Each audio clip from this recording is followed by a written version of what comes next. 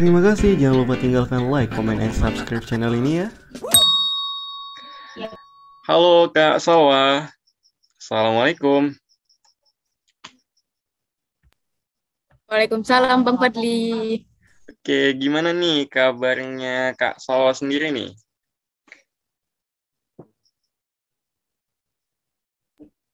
Alhamdulillah, luar biasa. Wizi. Oh iya, BTW kakak ini semester berapa berarti? Kuliah semester? Wah, udah masuk semester tua nih Bang. Mau masuk semester 7 Bang. Oh iya ya, jurusan teknik industri ya kalau nggak salah. Teknik industri ya Kak, di USU ya? Iya Bang, teknik industri. Oke, oh iya BTW sorry banget ya Kak untuk ganggu waktunya malam ini. Pengen banget nih sharing seputar beasiswa KSE. BTW kakak untuk beasiswa KSE penerima di tahun berapa ya Kak? Angkatan berapa tuh? Untuk menerima tahun 2021, tapi doakan ya Bang ya supaya dapat perpanjangan lah di tahun ini gitu. Oh gitu, jadi dia sistemnya kalau udah jadi penerima, kita bisa mengajukan perpanjangan gitu ya Kak? Iya Bang, selama 4 tahun lah gitu kan Bang. Misal nih tahun kedua lah dia masuk KSE. Nah, dia mau meneruskan lagi di tahun ketiga. Jadi dia harus ikut perpanjangan lagi, Bang. Nah, ikut perpanjangan itu ya harus melalui seleksi lagi. Tapi seleksinya itu wawancara, nggak harus kayak dari pertama lagi gitu, Bang. Oh gitu dia sistemnya. Berarti kalau udah habis kontrak bisa perpanjangan lagi selama sampai kapan tuh Kak? Sampai semester 8 atau ada batasnya nggak tuh?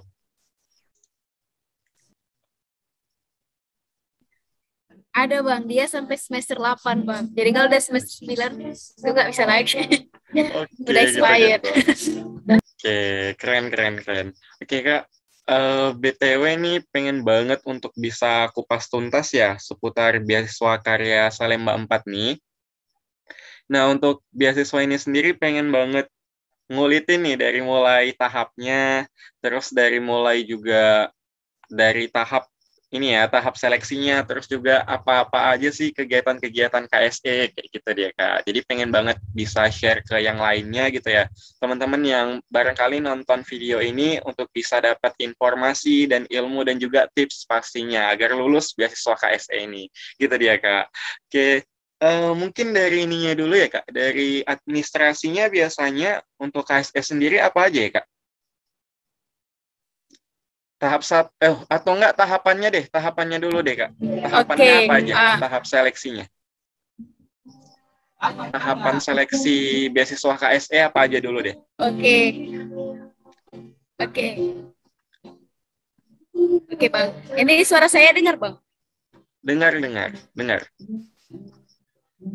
Oke. Nah, kalau untuk tahapannya itu sendiri, Bang, ada tahapan seleksi berkas dan seleksi wawancara, Bang. Jadi cuma dua aja untuk tahap pendaftaran atau alur pendaftaran dari beasiswa KSE, Bang.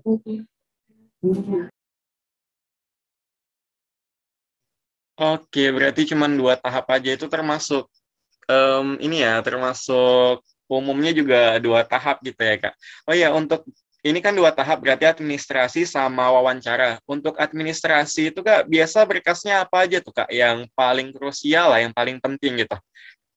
Yang penting banget untuk disiapin gitu. Mungkin Igo balikan dulu Kak. Nah, mungkin untuk berkasnya itu, Bang, ada 9 kalau saya nggak salah kemarin. Ada yang saya ingat itu ada surat-surat pernyataan slip gaji orang tua. Kalau nggak ada slip gaji orang tua itu bisa mengurusnya itu di balai desa setempat lah gitu kan, Bang. Kemudian itu ada sertifikat prestasi juga. Kemudian ada kayak surat rekomendasi dari fakultas gitu.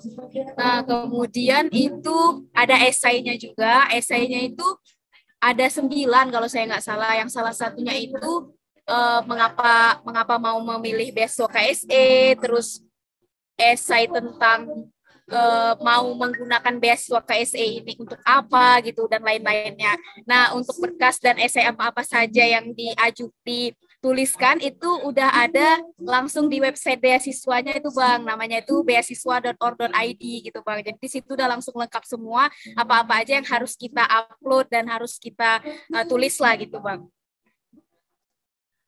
Oke. Oh iya, BTW sebelumnya untuk beasiswa KSE ini, Kak, dia itu dari mulai semester berapa sampai semester berapa ya, Kak? Bisa kita coba.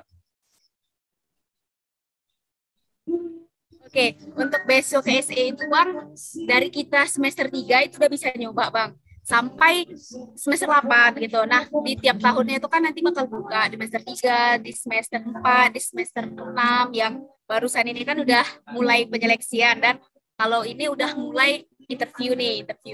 Nah, tapi Bang, kalau untuk KSE ini Bang, uniknya itu semester 1 pun kadang bisa juga ikut daftar Bang. Tapi apabila yang dia ini udah pernah mengikuti salah satu prokja divisi KSE yaitu Kabel Kampung Belajar.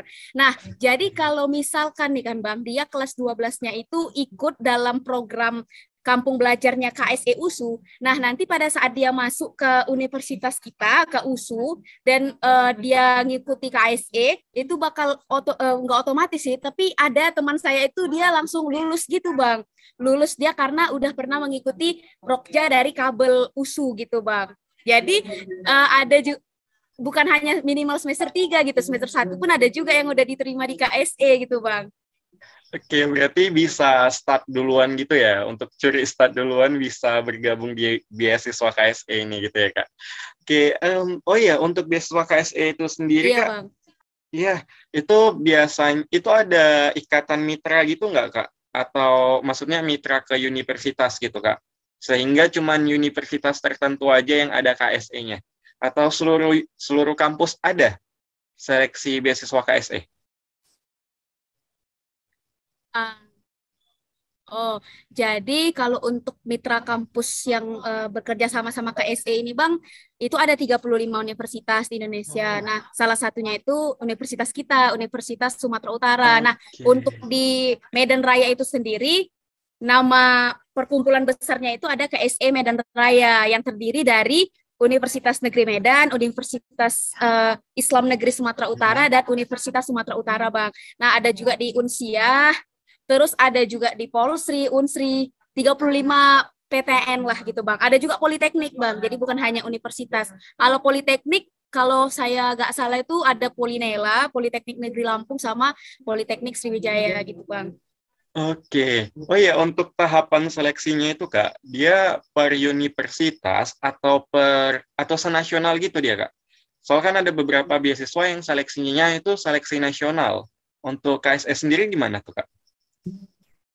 Nah, kalau untuk KSE sebenarnya memang orang pusat ya Bang yang menyeleksi, tapi tergantung lagi pada kuota tiap universitasnya gitu Bang. Oke, berarti tiap universitas ada kuotanya masing-masing gitu ya Kak untuk beasiswa KSE ini? Iya. Oke. Betul Bang. Oke. Oke Kak, untuk kembali lagi ke administrasi tadi ya Kak. Untuk administrasi sendiri itu yang paling penting mungkin tadi esai gitu ya Kak, bisa mulai belajar menulis sejak dini karena memang banyak banget beasiswa yang udah mensyaratkan esai gitu ya Kak dalam hal seleksinya. Untuk tips dari Kakak pribadi untuk menulis esai itu ada kesulitan nggak ya Kak? Kesulitan terus tips untuk menghadapi kesulitan itu gimana gitu Kak? Boleh dong di-share dulu untuk hal itu. Oke Bang Fadli. Jadi kalau untuk kesulitannya itu mungkin kadang-kadang kita bisa nge-stuck gitu Bang di mungkin kan pas kita udah lagi asik ngetik esai ini tiba-tiba udah buntu nih nggak tahu apa-apa lagi kan ngeblank lah gitu nggak tahu lagi mau lanjut apa gitu kan Bang. Nah kalau saran saya itu ya udah kalau sistem KSE ini enaknya gini Bang, kita bisa save dulu esai yang udah kita buat, nanti entah 2 hari ke depan setelah kita dapat pencerahan gitu kan Bang, bisa kita lanjut lagi untuk ngisi di portal itu. Jadi kalau saya sih sering-sering Kalau saya kemarin itu tentang apa ya, salah satu esainya itu mengapa kamu layak gitu diterima di Beasiswa KSE. Itu awalnya saya memang agak gestak gitu Bang, kenapa ya gitu kan. Tapi setelah 2 hari atau 3 hari gitu kan Bang, saya buka-buka YouTube dari Najwa Shihab, terus dari Sherlyn, ya dapatlah gitu Bang pencerahan kalimat-kalimat apa aja yang betul-betul pas untuk diletakkan di situ gitu Bang. Oke, berarti dia bisa nyicil gitu ya, Kak. Berarti dia langsung ketik di webnya ya untuk esainya itu sendiri. Bukan kita ketik di Word kayak biasanya gitu ya, Kak? Enggak Bang, boleh kita ketik langsung kita ketik di webnya. Tapi kalau untuk jaga-jaga nih kan Bang, misal takutnya kan pas kita udah ketik banyak-banyak nih kan Bang, tiba-tiba pas kita klik simpan takutnya error gitu kan Bang, otomatis kan kita ngulang lagi nih.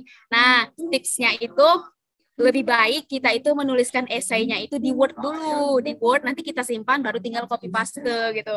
Karena kan kalau kita udah nulis panjang-panjang nih kan Bang, tiba-tiba jaringannya tuh down gitu kan. Wah, kalau ngulangnya itu udah gak enak lagi gitu Bang. Gitu sih. Udah ini ya, udah anyep untuk diulang lagi. Oke. Thank you banget untuk share pengalamannya seputar itu, Kak. Untuk dari administrasinya pribadi yang paling perlu disoroti itu bagian mana, Kak? Yang perlu banget hati-hati gitu. Esainya atau yang lain sebagainya gitu, Kak. Oke. Nah, kalau dari saya, Bang, di pribadi ya, Bang, karena kan kita nggak tahu spesifiknya penilaian dari pusat itu gimana kan Bang. Kan saya juga kebetulan panitia dalam open recruitment batch 1 tahun ini kan Bang. Jadi kami tuh cuman fasilitator aja lah gitu Bang, kayak mana ngisi esainya. Jadi kami tuh nggak tahu spesifik mana yang benar-benar dinilai. Nah, tapi pernah yayasan itu bilang ke kami untuk upload berkasnya itu diupload aja semua yang ada supaya persenannya kan ada kan, kalau di KSE itu ada di 90% atau 95%, kita juga nggak bisa memastikan bahwa 95% ke atas itu bakal lulus atau 90% ke atas itu bakal lulus, itu kita nggak bisa pastikan Bang, tapi sebaiknya kita upload aja lah yang diminta gitu, jangan blur, jangan pula berkas yang mana-mana pula yang diupload gitu Bang, dan mengisi esainya juga harus kalimatnya itu memang betul-betul kayak tertata rapi gitu Bang, dan bagus lah gitu Bang. Oke, thank you banget. Iya, benar-benar. Soalnya aku pribadi ya, Kak, itu pernah ikut seleksi beasiswa KSE dan kemarin tuh lulus. Cuman memang kebetulan lulus sama BBM. Itu pada saat itu ini ya, bebarengan. Biasanya tuh nggak bebarengan, jadi harus pilih salah satu kemarin tuh. Gitu dia. Jadi dia kalau KSE itu kan dia portal gitu ya, Kak. Portal gitu, dan kalau kita isi-isi ada kayak presentasinya gitu kan, udah ngisi 80%, 90% gitu ya. Ya, inget. Jadi kalau bisa memang selengkap mungkin ya Kak untuk administrasi yang di portal itu ya Kak. Oke, thank you banget. Terus Kak, untuk beasiswa KSE ini pribadi kira-kira kapan Kak bukanya? Biasanya di bulan-bulan berapa sih untuk timeline-nya gitu, timeline pendaftarannya? Nah, kalau untuk timeline-nya itu sendiri, Bang, ini kan kita udah lewat ya untuk penerimaan 2022, Bang. Oh iya. Ini suara saya dengar nggak, Bang? Dengar. Nah, jadi untuk timeline-nya itu biasanya untuk di 2023 ya, Bang. Berarti itu biasanya kalau kemarin itu di bulan-bulan Maret April, Bang. Bulan-bulan Maret April harus sudah pantengin terus lah IG dari Paguyuban KSE USU atau beasiswa KSE gitu. Pasti udah ada flyer-flyer tentang open recruitment batch 1 gitu, Bang. Oke, thank you banget. Berarti dari bulan Maret sampai April untuk timeline-nya ya biasanya. Oke Kak, mungkin itu dari seleksi administrasinya ya. Untuk seleksi wawancara tadi Kak, gimana tuh Kak gambaran dari seleksi wawancara di beasiswa KSE ini? Boleh dong dijelasin untuk kita gitu. Oke Bang, untuk seleksi wawancaranya itu Bang biasanya harus menunggu kabar lah dari pengumuman tahap pertama gitu Bang. Jadi yang ikut wawancara ini yang betul-betul lulus dari tahap pertama gitu kan Bang.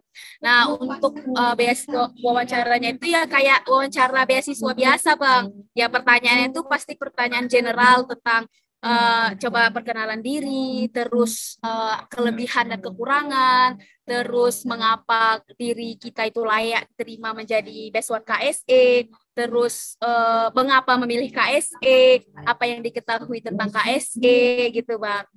Gitu Bang. Ya berarti pada umumnya sama ya soal beasiswa lainnya. Soalnya biasa juga itu juga pertanyaannya. Jadi kalau untuk peserta yang pengen coba beasiswa bisa tuh latihan sekaligus untuk itu karena pertanyaannya tuh beda-beda tipis ya dengan ini ya masing-masing beasiswa gitu ya Kak. Untuk di KSE sendiri Kak yang paling ini ya menurut Kakak yang paling menantang dari pertanyaannya tuh bagian mana tuh Kak? Yang perlu diperhatikan banget peserta untuk bisa ngejawabnya dengan baik gitu. Kira-kira yang mana tuh Kak? Mungkin kalau menurut saya ya Bang yang paling menantang itu kalau ditanya tentang kekurangan sih Bang. Karena kan kebanyakan orang-orang kalau ditanya tentang kekurangan dia cuma langsung bilang kekurangannya aja gitu kan Bang tanpa ada perbaikan dari kekurangan itu kan Bang. Nah tips dari saya kalau kita itu ditanya mengenai kekurangan apa kekurangan kamu kita jangan langsung bilang kekurangan saya gitu tanpa ada perbaikan seolah-olah kekurangan yang dalam diri kita itu satu hal yang permanen gitu Bang nggak bisa diubah.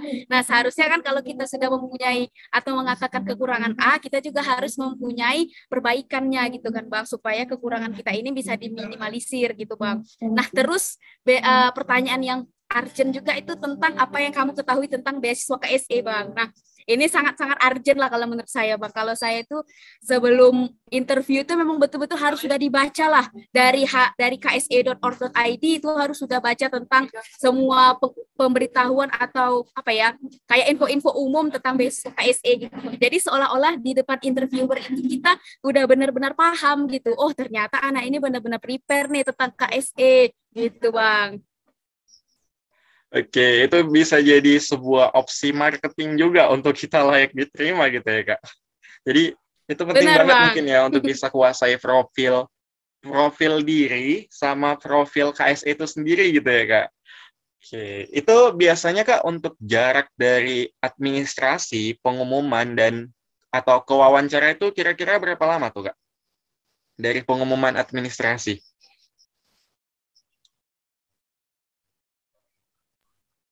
Jarak yang bagaimana tadi Bang?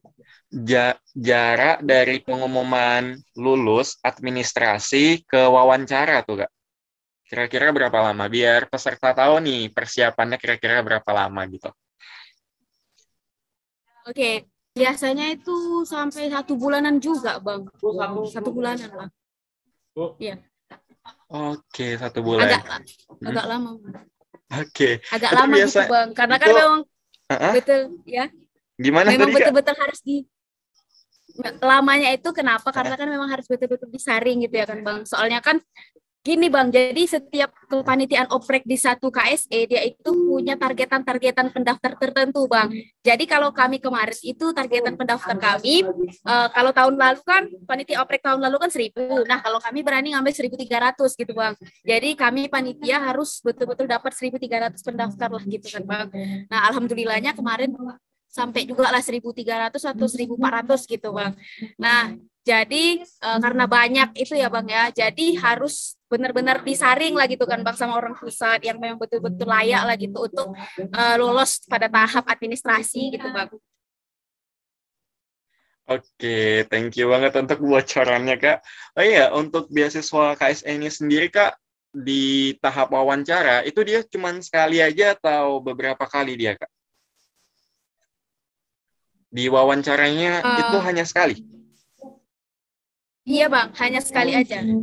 Ya soalnya kan ada beasiswa yang wawancara tahap 1, wawancara tahap 2. Tapi kalau untuk KSE sekali aja ya.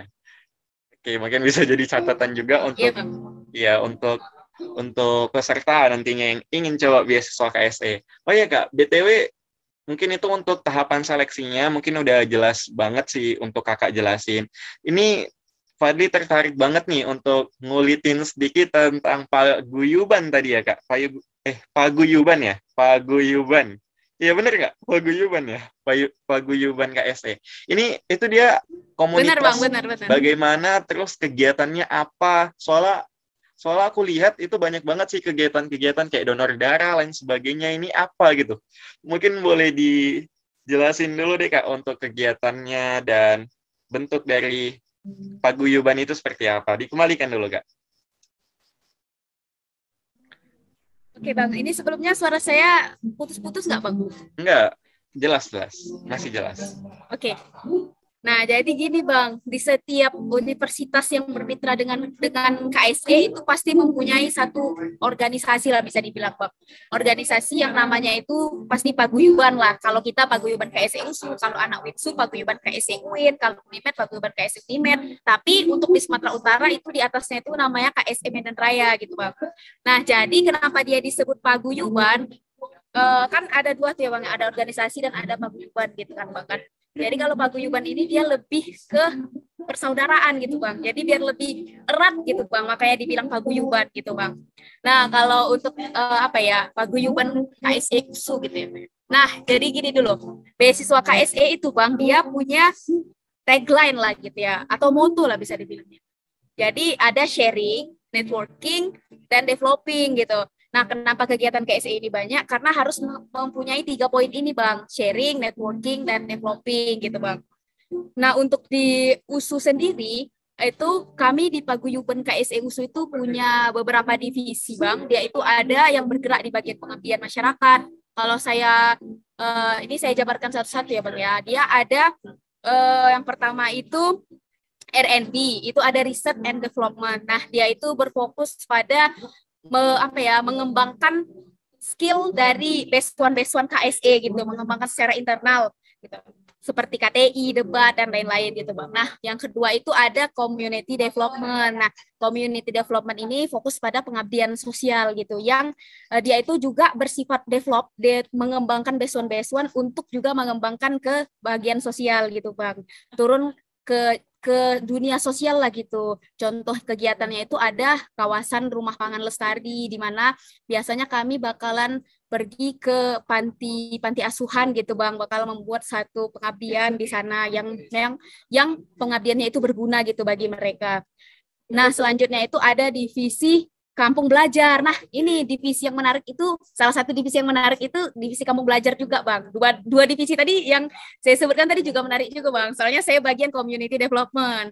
Nah, untuk divisi dari Kampung Belajar, divisi dari Kampung Belajar ini, dia fokus pada juga pemberian kayak bimbel, Bang. Kayak bimbel ke anak-anak kelas 12 yang ada di Medan. Kalau untuk sekarang masih yang sekitaran Medan karena supaya memudahkan akses mobilitasnya gitu. Nah, gitu. Jadi dan yang selanjutnya itu ada entrepreneurship, Bang. Nah, entrepreneurship itu fokus pada jiwa kewirausahaan kita, Bang. Jadi di situ bakal ada namanya itu KSE Mart gitu. Kalau ada usaha-usaha kita bisa kita masukkan di situlah gitu Bang, supaya bisa dipasarkan gitu. Nah, kadang pas puasa juga ada yang namanya itu kegiatan palu gada yang kita itu disuruh berjualan gitu dengan modal yang minim harus mendapatkan keuntungan gitu Bang. Di situ kan bisa kita mendapatkan satu skill ya Bang gitu. Nah, selanjutnya itu ada divisi HRD. HRD itu Human Resource Development yang dia itu juga mengembangkan besuan, mengembangkan internal besuan. Nah, itu.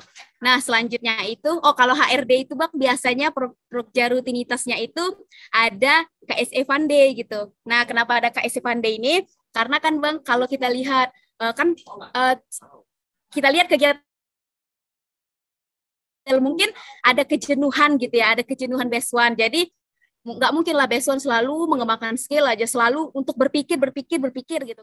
Selanjutnya itu Bang, ada divisi HRD Bang. Nah, divisi HRD itu fokus pada pengembangan internal juga. Nah, jadi setelah besuan-besuan ini dilatih atau diajarkan untuk berpikir oleh divisi R&D dan divisi CDD dan divisi kabel. Nah, jadi nggak mungkin lah nih akan Bang, kita kan orang besuan juga gak apa ya, manusia juga gitu kan Bang, mungkin lelah, capek berpikir, capek juga bekerja. Nah, jadi harus butuh refreshing, harus butuh apa ya, santai-santai gitu, senang-senang gitu kan Bang. Jadi HRD membentuk acara atau Prokja itu KSE Fun Day. Di situ kami bakal senang-senang, di situ juga bakal ada KSE Awards gitu. Nah, itu untuk HRD. Nah, dan selanjutnya itu yang terakhir ada divisi IO, itu event organizer. Nah, kalau untuk divisi event organizer ini ya, dia itu berfokus pada acara-acara yang ada pada paguyuban KSE Unsula. Misal nih divisi apa ya kemarin? Oh, ini ulang tahun paguyuban KSE Unsula. Nah, itu bakal diadakan atau di panitia dibuatnya itu kepanitiaannya itu melalui divisi IO gitu, Pak. Nah, itulah dan yang paling pertama itu pastinya PPH umum gitu kan. Kalau untuk divisinya ada 7 gitu, Bang. Oke, thank you banget. Berarti menarik banget gitu ya untuk mahasiswa yang bisa daftar dan bisa lulus di beasiswa KSE ini. Karena banyak banget kegiatan-kegiatannya. Jadi banyak banget hal yang bisa dikembangin gitu ya, Kak. Kembangin diri, potensi, dan lain sebagainya gitu ya. Oke, thank you banget, Kak, untuk informasinya. Oh ya, BTW untuk fasilitas beasiswa KSE ini apa aja ya, Kak, yang bisa kita dapetin? Mungkin dana atau lain sebagainya gitu, Kak. Boleh dong kasih bocorannya, Kak, fasilitasnya. Oke, Bang. Untuk fasilitas itu sendiri, Bang, ada uangnya itu dana beasiswa lah ya, 750.000. Terus ada program pembinaan seperti soft skill dan hard skill juga, Bang. Nah, ini tadi saya belum ada nyinggung tentang program nih, Bang. Program beasiswa KSE-nya itu kan mungkin kan salah satu benefit juga ya yang kita dapatkan setelah kita tergabung jadi beasiswa KSE. Nah, jadi programnya itu, Bang, ini mungkin saya sedikit curhat nih, Bang ya, curhat ala Samuel lah ibaratnya, Bang ya. Jadi beasiswa KSE ini dia, Bang, punya ada beberapa highlight program lah gitu, Bang, yang pastinya ditunggu-tunggu oleh para beasiswan seluruh Indonesia. Yang pertama itu ada Entrepreneur Academy dan Teknologi for Indonesia gitu, Bang. Ada juga leadership gitu. Nah, ini 3 camp ini betul-betul yang ditunggu para beasiswan. Karena kenapa? Karena dia kita bakal bertemu offline senasional sama para teman-teman yang ada di paguyuban se-Indonesia lah gitu, Bang. Nah, menariknya itu kalau saya sih karena dengar lah gitu kan, Bang, ada program entrepreneurship yang pastinya kita bakal pergi nih terbang ke Pulau Jawa kemarin itu. Jadi saya tertarik gitu, Bang. Wah, ini mungkin kan saya sebelumnya belum pernah naik pesawat nih, Bang ya. Jadi di situ tuh mungkin tantangan saya. Oh, mungkin ini nih doa yang udah saya saya pinta dari kemarin-kemarin, memang betul-betul pengen kali gitu kan, Bang, naik pesawat gitu kan, Bang. Oh, ini peluang nih, harus dimaksimalkan. Dan alhamdulillah untuk Entrepreneur Academy itu kita itu buat proposal bisnis, dan alhamdulillah kemarin itu lulus 4 orang dari USU itu, delegasi USU itu lulus untuk diberangkatkan ke Entrepreneur Academy Camp. Nah, di sana itu ketepatan kemarin itu kami di Tangerang dan Bogor gitu, Bang. Jadi betul-betul jiwa usaha kami itu dilatih di situ, Bang. Wah, luar biasa lah, Bang, kalau itu. Terus ada Teknologi for Indonesia. Nah, Teknologi for Indonesia untuk tahun ini itu kami kemarin yang pergi itu delegasinya cuma 1, Bang. Mungkin Abang kenal nih, namanya Kak Lina juga. Nah, jadi Kak Lina membuat satu alat untuk panen karet ergonomis, dan alhamdulillah terpilih. Mungkin yayasan tertarik dengan alatnya Kak Lina, jadi Kak Lina diberangkatkan juga ke Bogor. Jadi bareng-bareng lah sama kami kemarin itu campnya, pelatihannya. Dan di situ kita bakal lihat lah gitu, Bang, bahwa ternyata luar biasa gitu, Bang, beasiswa KSE ini, Bang. Karena di situ saya tersadar gitu, Bang, wah, luar biasa besar ternyata beasiswa saya gitu. Gak main-main beasiswanya ini gitu, Bang. Pelatihan kewirausahaannya luar biasa, memang betul-betul real. Terus pelatihan teknologinya itu nggak nanggung-nanggung, Bang. Loyal sekali mereka gitu, Bang. Kalau udah mau ngasih dana untuk satu teknologi, loyal gitu, Bang. Itulah luar biasa kali lah gitu, Bang.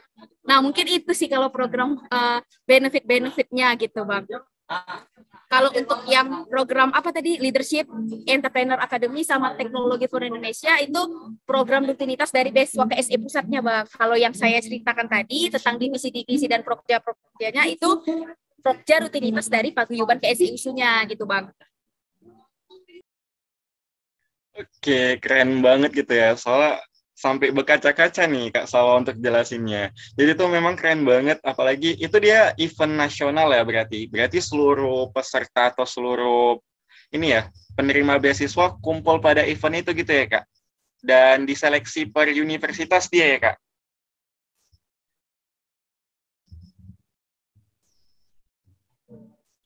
Gimana Bang? Tadi suaranya putus Bang. Oke, tadi kan Kak Salwa terpilih gitu ya untuk mewakili USU ke event nasional tadi ya, untuk KSE-nya. Itu dia eventnya tiap tahun atau gimana Kak? Tiap tahun dia ya, event nasional tadi ya? Untuk event nasional ya Kak, itu setiap tahun ada atau gimana? Oh, untuk Oke, eventnya itu iya Bang, setiap tahun pasti ada. Setiap tahun oke. ada Bang. Oke, keren banget ya. Semoga untuk para peserta bisa menjadi sebuah semangat gitu ya, Kak, untuk bisa berjuang, bisa lulus di beasiswa KSE ini. Oke, thank you banget untuk Kak Salwa pribadi. Mungkin itu aja sih, Kak. Sebelumnya ada yang mau Kakak sampaikan lagi nggak? Ada yang terlupa lagi nggak nih untuk hal itu?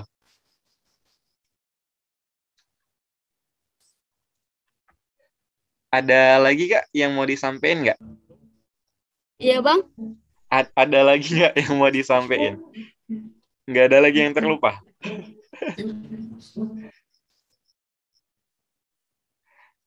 Nggak ada lagi yang terlupa? Ini sih Bang mungkin eh, Oke. oh, ada satu lagi sih Bang. Oke, oke, apa tuh apa? Saya kalau udah diceritai kayak ini semangat saya Bang. Iya, betul-betul. Karena ada magic magic momennya gitu ya. Jadi ada power tersendiri untuk nyeritakannya gitu. Paham, paham. Oke.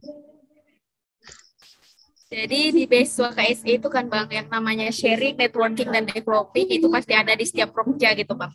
Nah salah satunya itu yang betul-betul lagi sekarang digalakkan di setiap paguyuban universitas itu namanya Komdev Bang. Dia itu Community Development yang dia itu bukan hanya bersifat orientasinya itu hanya memberikan ilmu atau memberikan sesuatu ke desa, tapi juga bersifat profit oriented gitu Bang. Harus menghasilkan uang lah bisa dibilang Bang. Harus ya kan gini, kalau kita bisa lihat ke apa ya permasalahan di desa itu pasti tidak kemana-mana pasti soal uang gitu kan Bang, soal uang lah gitu, soal ekonomi. Nah, jadi dari yayasan itu harus menggalakkan bahwa setiap paguyuban harus membuat satu community development yang mempunyai hasil profit itu yang bakal diberikan kepada masyarakat gitu Bang. Jadi ya adalah gitu uangnya gitu ke masyarakatnya gitu Bang. Nah, jadi kalau kami ini sekarang lagi gerak di Magon dan susu gitu Bang. Kami buat produk susu dan kami bakal memberdayakan satu desa. Nah, nanti dari satu desa itu bakal kami bagi gitu profitnya Bang. Yang pastinya lebih besar persenan profit itu kepada desa yang mengelola gitu. Nah, kalau ada salah satu Chief Operating Officer KSE itu namanya Pak Hengki Purwowidakdo itu mengatakan kalau kita itu, kan kami ini namanya Komdev gitu ya Bang, Community Development. Nah, dia mengatakan itu kalau kita sebagai paguyuban yang melaksanakan community development di satu desa, kita harus menganggap diri kita ini satu investor gitu Bang. Satu investor yang memberikan dana kepada satu desa itu untuk berkembang gitu Bang, dan berkembang dan menghasilkan satu apa ya nilai ekonomi lah gitu, uang lah gitu ya kan Bang. Nah gitu, jadi yang pastinya persenan lebih besar itu ke pengelola, masyarakat yang ikut berpartisipasi, dan sisanya itu bakal kembali lagi ke kas paguyuban gitu Bang. Namanya kan Oke. developing gitu ya Bang, developing, Oke. mengembangkan kita dan mengembangkan masyarakat gitu. Oke, Gitu Bang. oke, keren banget sih, sumpah. Ini kayak terbuka banget gitu mindset untuk hal itu semua, karena memang kembali lagi gitu ya Kak, bangsa yang besar itu bangsa yang belajar, dan salah satunya wadah KSE ini benar-benar kompleks banget untuk dijadikan wadah belajar oleh mahasiswa. Kak, mungkin itu aja sih Kak. Terakhir nih Kak, untuk dari Kakak pribadi, kasih dong tips gokil dari Kakak pribadi untuk teman-teman bisa lolos beasiswa KSE. Oke, mungkin dikembalikan Kak, tips gokilnya apa aja? Wah, tips gokil nih. Apa ya tips gokilnya itu yang pasti apa ya untuk ah lengkapi semua berkas, terus jujur dan percaya diri dalam wawancara, dan yang terakhir itu berdoa. Nah, itu sih Bang kalau tips dari saya 3 aja. Lengkapi berkas, full lengkapi berkas, terus jujur dan percaya diri dalam interview, dan yang terakhir itu berdoa. Oke, Gitu sih dari thank you saya, banget Bang. Kak untuk tipsnya. Semoga bisa menginspirasi bagi banyak orang. Karena memang bangsa yang besar itu bangsa yang belajar gitu ya Kak. Oke, thank you banget Kak. Benar. Siap, Bang. Terima kasih, jangan lupa tinggalkan like, comment, and subscribe channel ini ya.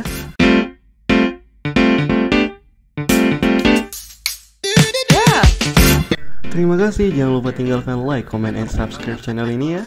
Halo teman-teman semua, kenalin namaku Hidayah Fadli atau dengan sapaan akrab Fadli. Nah, kali ini teman-teman semua, aku pengen banget share seputar informasi mengenai beasiswa yang bisa kamu dapetin ketika di bangku kuliah. Nah, saat ini yang aku pengen kenalin ke teman-teman semua adalah beasiswa PPA dan BBM. Nah, apa itu beasiswa PPA?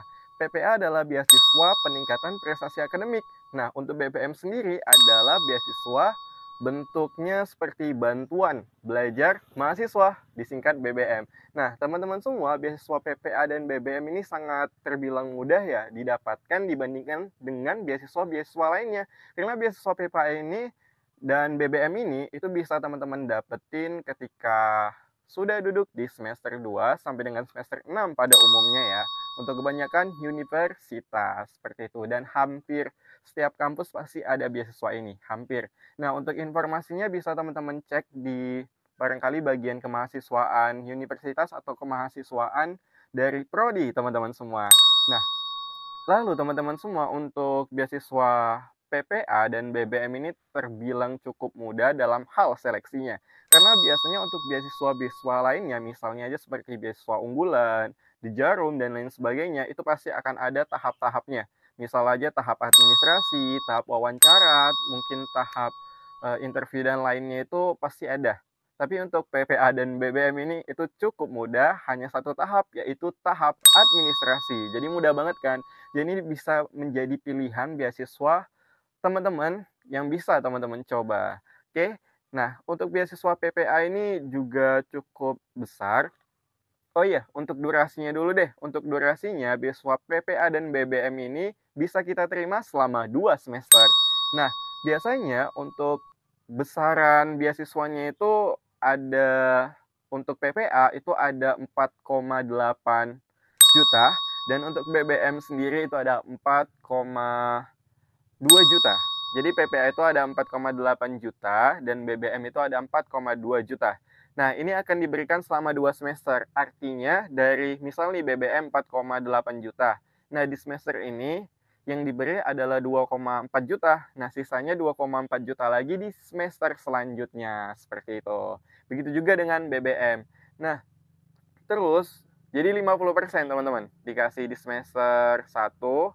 Maksudnya di semester pertama, dan di semester keduanya itu 50% lagi.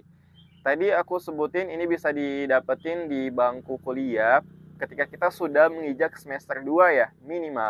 Karena di semester 2 kita baru punya IPK gitu ya, teman-teman. Dari IP atau indeks prestasi di semester 1 sebelumnya gitu. Jadi usahain teman-teman bisa dapetin IP yang tinggi, sehingga nanti IPK-nya juga bakalan tinggi, sehingga bisa bersaing dengan mahasiswa lainnya gitu. Nah, untuk IP sendiri atau IPK sendiri itu minimal 3,00. Untuk PPA dan BBM itu minimal 3,00. Tapi jangan sampai cuma 3,00 IPK dari teman-teman semua. Kalau bisa paling aman setidaknya itu 3,5 deh. 3,5 IPK-nya untuk bisa bersaing dengan mahasiswa-mahasiswa lainnya. Karena ini sistemnya ranking ya. Ini seleksinya bukan kebanyakan beasiswa itu kan seleksinya seleksi nasional atau seleksi regional. Nah, untuk PPA dan BBM ini adalah seleksi universitas aja, teman-teman. Jadi, teman-teman itu bersaing atau IPK teman-teman itu akan diurutkan ke seluruh atau oleh seluruh mahasiswa di universitas atau kampus teman-teman.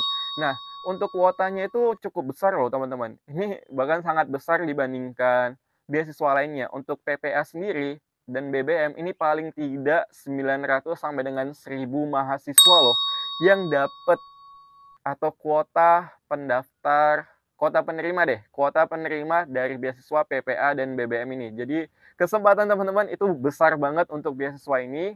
Maka dari itu sayang banget apabila teman-teman nggak coba untuk beasiswa PPA dan BBM ini. Yang mana beasiswa PPA dan BBM ini biasanya buka itu sekitar, untuk PPA itu sekitar bulan Maret sampai April. Terus untuk BBM sendiri itu biasanya dari bulan Mei sampai Juni.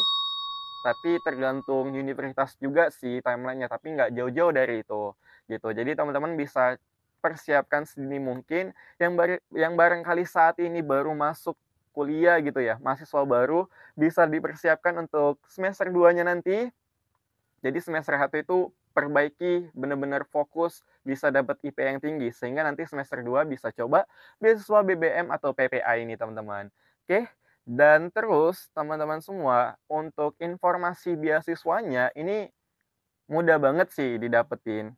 Nah, pada umumnya itu yang paling mudah didapetin dari fakultas sih, teman-teman. Jadi teman-teman bisa mungkin ke bagian kemahasiswaan atau bagian program studi dari fakultas atau kampus teman-teman. Jadi bisa minta informasi di situ apabila timeline-nya sudah dekat-dekat, mungkin range dari Maret, April, Mei, Juni. Itu teman-teman bisa cari informasinya. Jadi teman-teman harus jemput bola gitu istilahnya. Jangan nunggu informasi itu datang ke teman-teman. Sehingga teman-teman bisa curi start duluan dibanding para peserta-peserta lainnya. Misalnya aja teman-teman bisa siapin berkasnya sedini mungkin dan lain sebagainya. Banyak persiapan yang bisa teman-teman curi start gitu.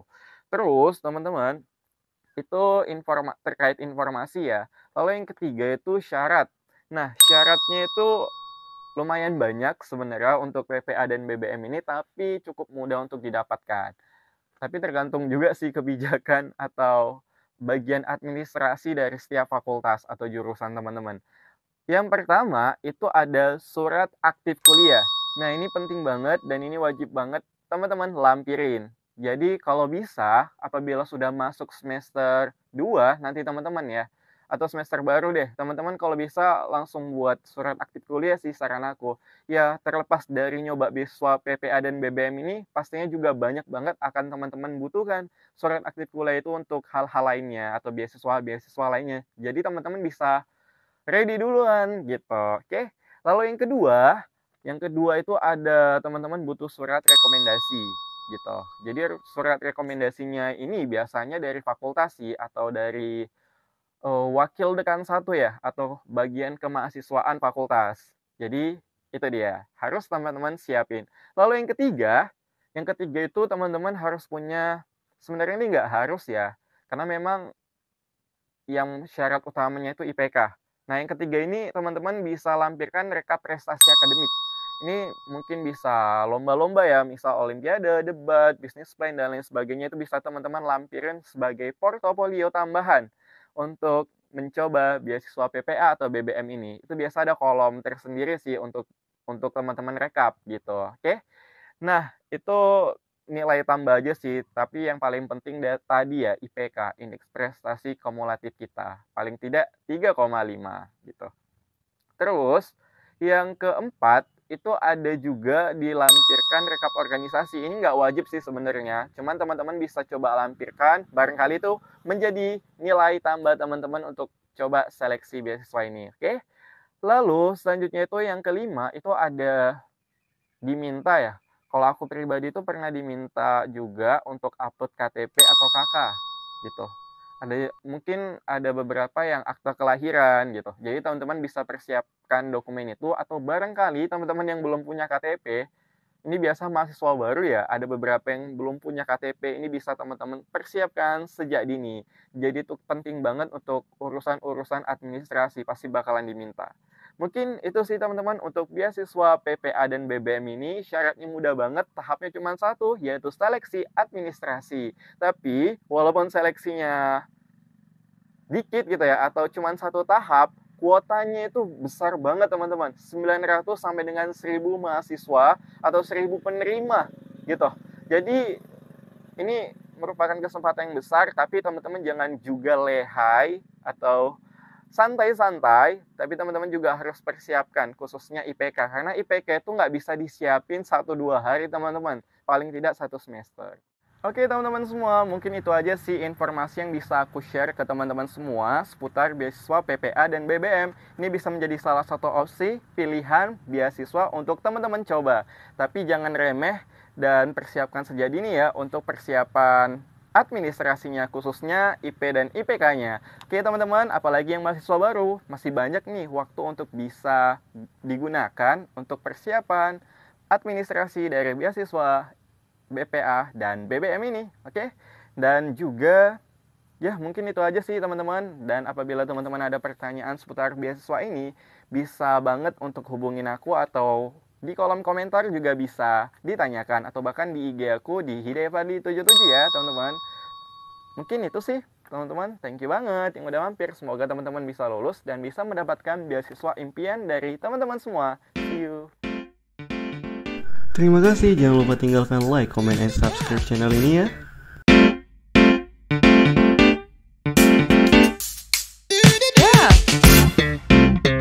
Terima kasih, jangan lupa tinggalkan like, comment, and subscribe channel ini ya. Halo Bang Nanda, Assalamualaikum. Waalaikumsalam warahmatullahi wabarakatuh. Lagi di mana nih Bang Nanda? Lagi di kampung nih Bang, di rumah, di Labuan Batu Selatan. Oh iya, orang Labuan Batu Selatan ternyata. Ternyata kita tetanggaan. Iya, Ini berarti nggak di Medan ya? Kuliahnya daring masih ya? iya Bang, masih daring Bang. Oke, masih daring. Sampai berapa lama tuh Bang daringnya? Ini kan udah akhir semester, udah selesai UAS juga. Kemungkinan kata kampusnya semester selanjutnya nanti akan offline Bang. Oke, gitu ya. Kayaknya dari tahun lalu sih dibilang bakal offline, tapi kita belum offline gitu ya. Ya lah, semoga semuanya baik-baik aja, jadi kita bisa offline segera gitu ya Bang. Oh iya, BTW Bang Nanda, jurusan apa nih Bang di kampus? Oh iya, jadi saya dari program studi ekonomi pembangunan Stambuk 2021 Bang. Oke, 2021 berarti semester berapa tuh ya? Semester 3 ya? Semester berapa nih sini masuknya? Iya Bang, mau masuk semester 3 Bang. Oh iya, masuk semester 3. Oke. Berarti mulai sibuk lah ini, mulai banyak banget kegiatan. Jadi kegiatan-kegiatan di kampus banyak juga nih Bang? Hanya ikut-ikut kepanitiaan sama organisasi aja Bang. Oke, ya, benar-benar. Soalnya kalau memang awal-awal kuliah semangatnya itu masih membara tuh ikut-ikut kegiatan gitu. Tapi nggak apa-apa. Jadi ini sendiri sih jadi ilmu tersendiri untuk kita juga sih Bang. Soalnya manfaatnya banyak banget. Oh iya, gini Bang, sorry banget ya pengen ganggu sedikit nih waktunya. Soalnya pengen mengulitin satu hal. Ingin mengkulas secara tuntas hingga setajam silet nih. Seputar ini Bang. KIP kuliah Bang. Abang penerima KIP kuliah kan? Iya Bang, alhamdulillah ya. Oke, alhamdulillah. Ya, jadi pengen banget ngulitin KIP kuliah. Soalnya kan KIP kuliah ini baru gitu ya. Kalau dulu di zaman saya pribadi itu masih bidik misi, cuman tahun berapa itu ya? Tahun 2020 berubah jadi KIP kuliah kalau nggak salah ya. Bener ya? Iya Bang, bener Bang. Jadi pengen ngulitin hal itu. Siapa tahu bagi yang nonton ini gitu kan bisa persiapkan sejak dini, mungkin dari sejak SMA gitu ya Bang. Sehingga nantinya nggak salah jalan ketika nyoba perkuliahan. Oke Bang, BTW untuk KIP kuliahnya itu pribadi itu dari mana ya Bang? Maksudnya kalau beasiswa lainnya kan seperti bisa dicoba dari semester 1, ada yang semester 2, ada yang harus semester 4.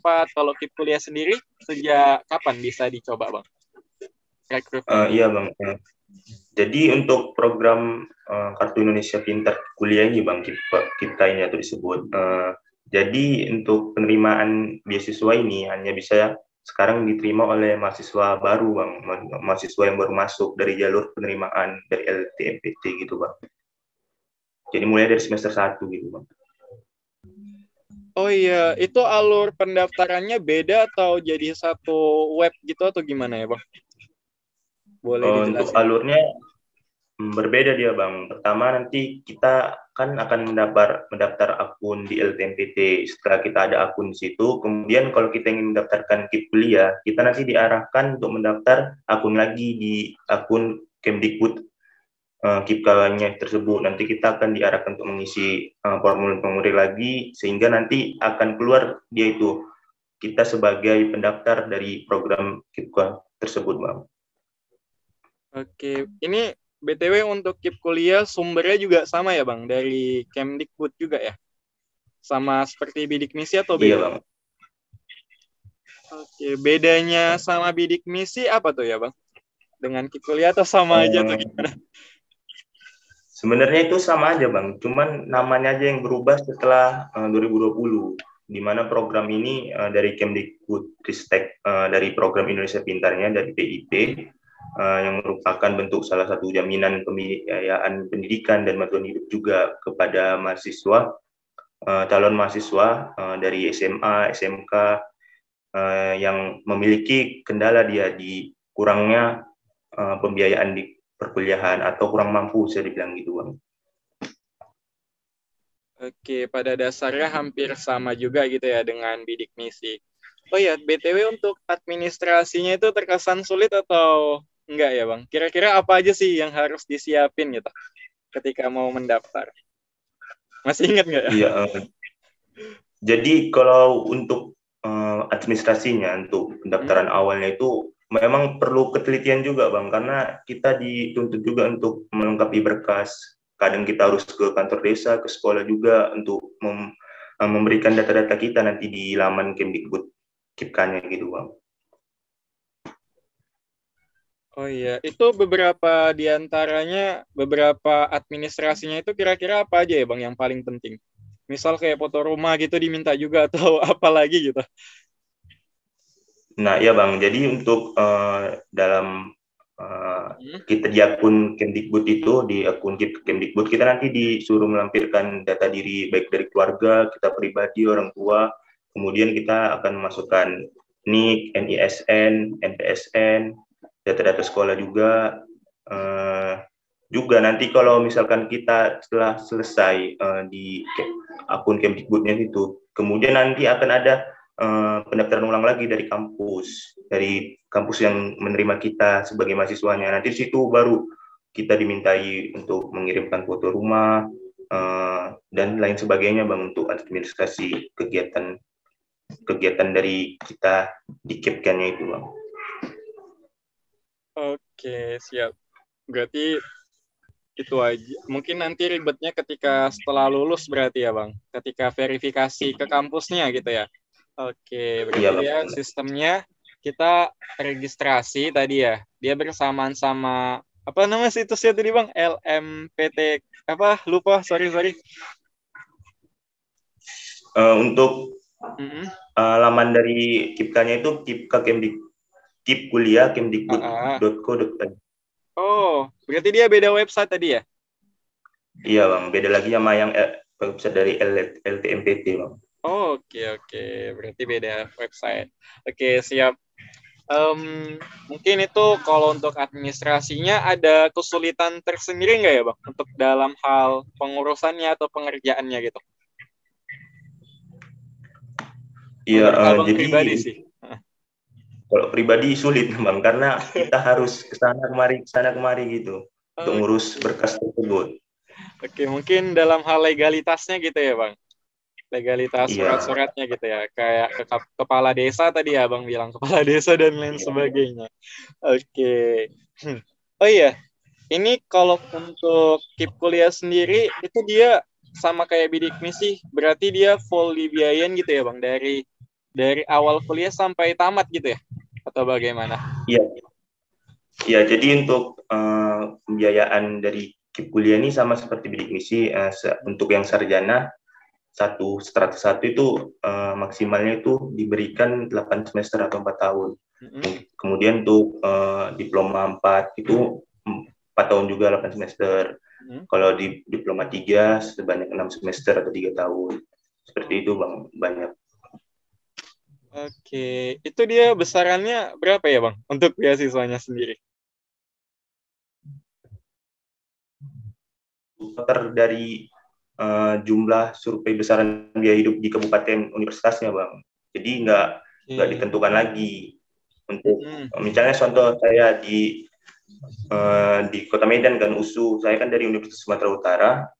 Universitas Sumatera Utara itu kan berada di Kota Medan. Jadi Kota Medan itu berdasarkan hasil survei sosial ekonominya itu mendapatkan kloter kedua itu sebesar 950.000 per bulannya, Bang. Jadi itu berbeda-beda tergantung dengan klaster dari hasil survei besaran hidup di setiap kotanya, Bang. Itu, Bang. Oke, berarti nggak disamaratakan seperti bidik misi lalu tuh disamaratakan tuh memang. Kalau sebelumnya kan bidik misi kan, jadi itu disamaratakan. Oke. Tapi itu untuk kuliahnya, untuk biaya kuliahnya tetap gratis ya, Bang? Iya, tetap ditangguhkan oleh Kemdikbudnya, gratis, dijamin gratis, Bang. Tanpa ada biaya pengembangan lagi.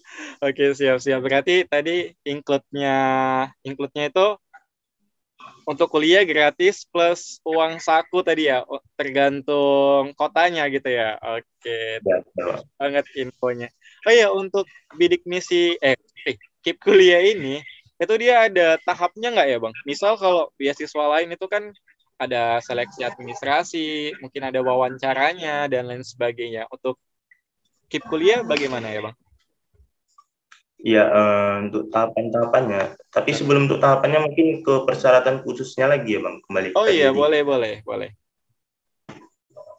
Jadi untuk penerima KIP kuliah ini adalah siswa atau calon mahasiswa yang lulusan dari SMA, SMK, atau sederajat yang maksimalnya itu 2 tahun lulus sebelum dia menerima KIP ini. Kemudian penerima ini diberikan ketika ia lulus sebagai mahasiswa baru di perguruan tinggi, baik itu akademik maupun vokasi yang diterima, baik itu juga PTN atau PTS, dengan program studi yang terakreditasi.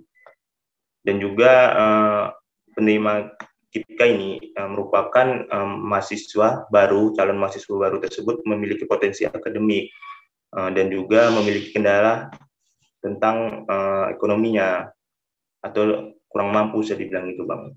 Ini dapat dibuktikan juga dengan keterangan tidak mampunya itu dengan memiliki kartu Indonesia Pintar di SMA, itu namanya KIP.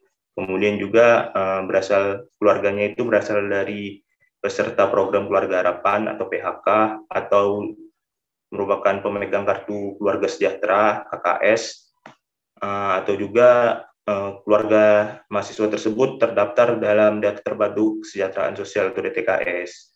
Juga kalau misalkan nih calon mahasiswa tersebut berasal dari panti asuhan, itu harus dilengkapi dengan surat pernyataan dari yayasan tersebut, dari yayasan panti asuhan tersebut. Atau jika tidak memiliki ketentuan yang tadi, calon mahasiswa tersebut itu bisa melaporkan atau memberikan pernyataan melalui tadi kepala desa dengan surat pernyataan bahwa tidak mampu, surat atau disebut dengan SKTM, surat keterangan tidak mampu.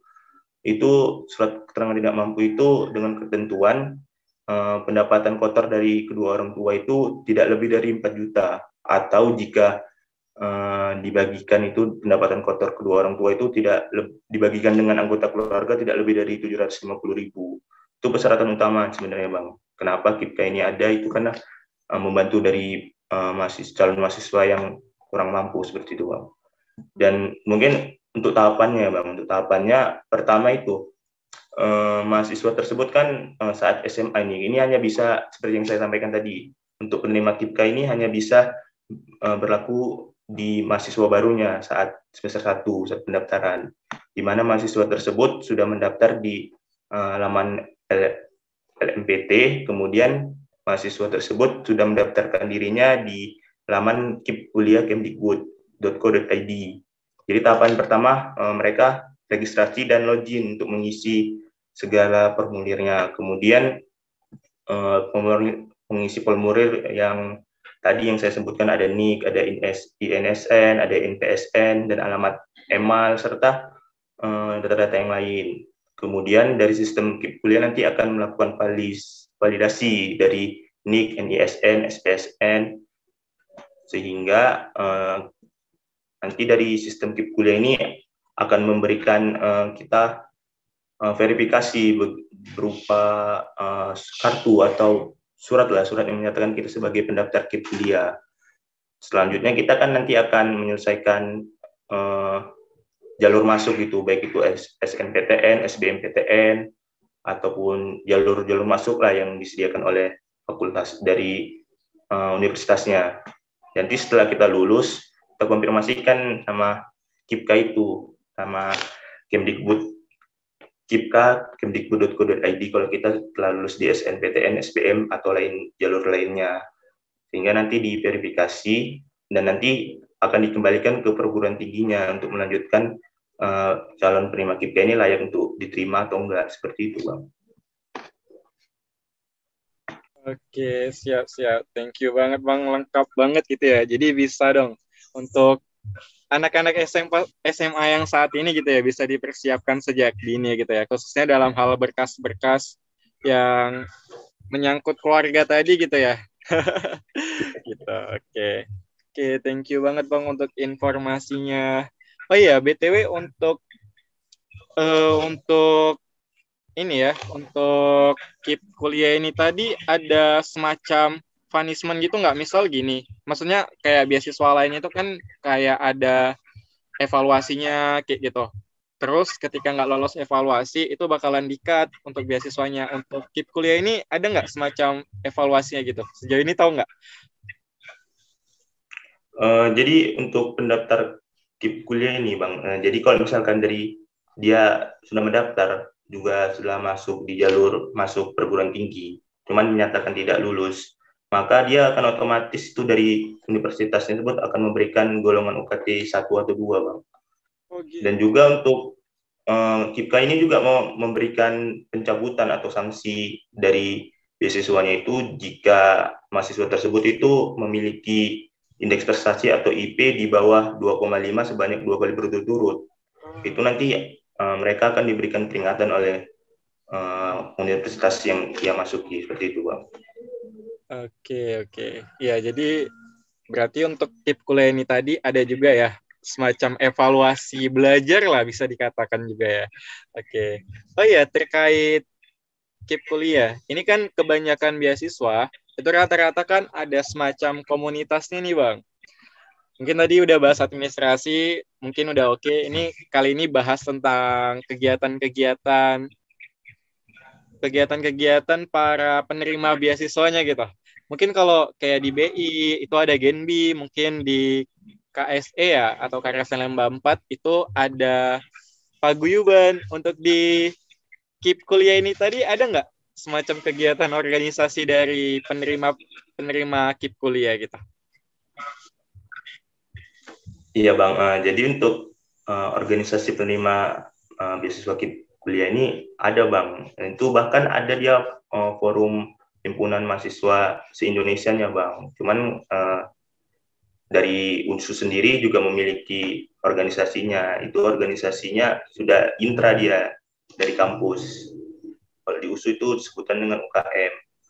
Jadi di Universitas Sumatera Utara itu organisasi penghimpun mahasiswa penerima bidik misi, dan KIPKA itu disebut dengan UKM Kemdiksi USU, di mana organisasi itu untuk saling bercerita, bekerjasama, saling tolong menolong, serta saling mengayomi lah selain keluarga gitu, Bang. Dari organisasi juga ini memiliki program-program yang menarik itu, yang dapat memberikan berbagai manfaat yang luar biasa bagi penerimanya, bagi yang masuk ke dalam anggota dari organisasi tersebut, Bang.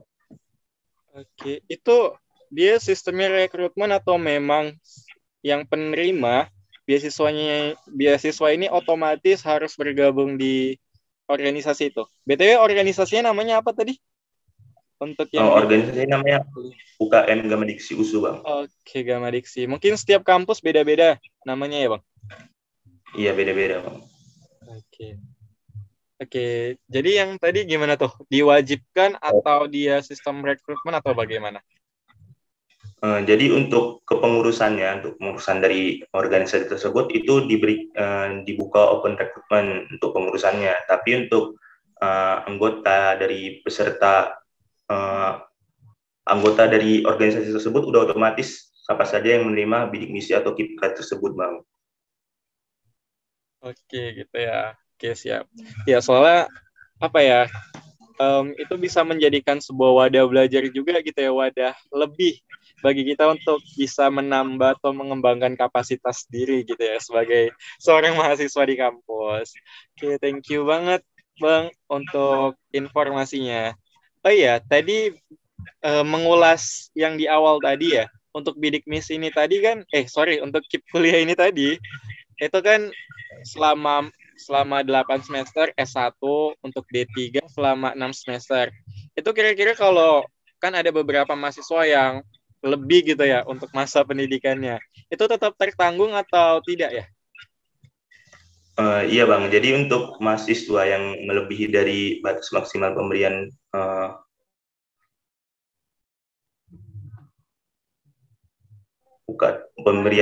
sebanyak 8 untuk sarjana kan, Bang. Jika dia lebih dari ketentuan tersebut, maka ia tidak diberikan biaya hidup lagi.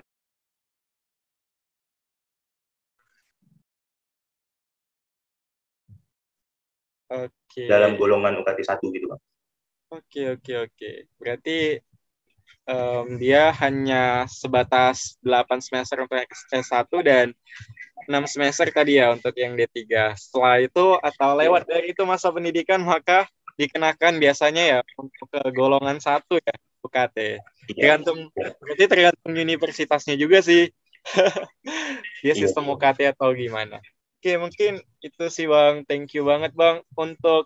Boleh dong yang terakhir nih, closing statement sih untuk para pencari beasiswa nih, khususnya yang mau mengincar KIP kuliah. Ini mungkin sasaran kita anak-anak SMA nih, Bang. Untuk bisa dapetin KIP kuliah, dari Abang tipsnya. Dipersilakan. Mungkin tips gokil dari saya ya. Pertama, berani mencoba, serta jujur, selalu teliti dan tekun, serta jangan lupa berdoa. Dan yang paling penting tuh jangan menyerah dengan keadaan, tapi jadikan keadaan itu menjadi penyemangat untuk berani mencoba dan melakukan hal yang terbaik. Gitu, Bang. Oke, thank you banget. Ya, soalnya ini ya, Bang, ada beberapa kasus anak SMA yang nggak lanjut kuliah karena terkendala biaya. Ya mungkin ini bisa menjadikan salah satu opsi gitu ya, Bang, untuk mereka semangat bisa kuliah, karena memang banyak jalan gitu ya. Salah satunya KIP kuliah. Karena banyak sih beasiswa yang dari SMA. Kalau setahu aku sih, mungkin ini tadi ya informasi dari Abang, KIP kuliah.